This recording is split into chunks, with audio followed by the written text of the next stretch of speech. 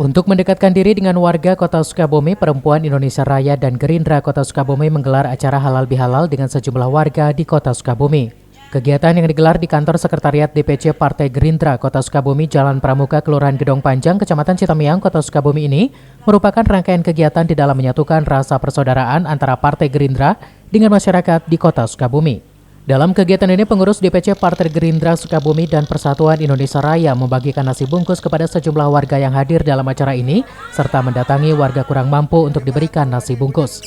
Kegiatan mendekatkan diri kepada warga Kota Sukabumi ini dilakukan sebagai bentuk untuk memperkuat kesolidan antara Perempuan Indonesia Raya dengan DPC Partai Gerindra Kota Sukabumi.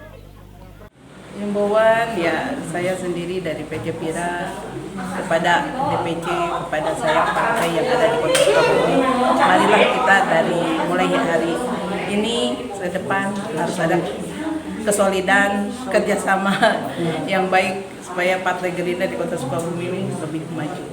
Alhamdulillah, Pira Kabupaten dan Kota Sukabumi, saya lihat di dalam intern partai, di dalam intern sayapnya juga mereka sudah sangat solid dan kompak. Saya berharap bahwa nanti Pira akan mencetak dewan-dewan di tahun 2024. Bagi-bagi nasi bungkus ini merupakan kegiatan dari Partai Gerindra Kota Sukabumi di dalam memanfaatkan momen Hari Raya Lebaran agar bisa lebih dekat lagi dengan masyarakat.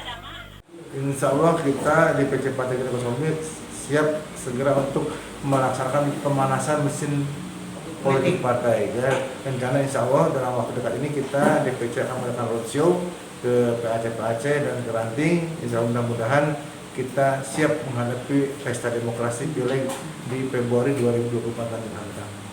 Dengan adanya kegiatan ini, Perempuan Indonesia Raya dan DPC Partai Gerindra berharap warga di Kota Sukabumi bisa lebih dekat lagi dengan Partai Gerindra agar nantinya bisa terjalin tali silaturahmi yang erat antar warga dengan Partai Gerindra. Dari Kota Sukabumi, Iqbal Bakar melaporkan.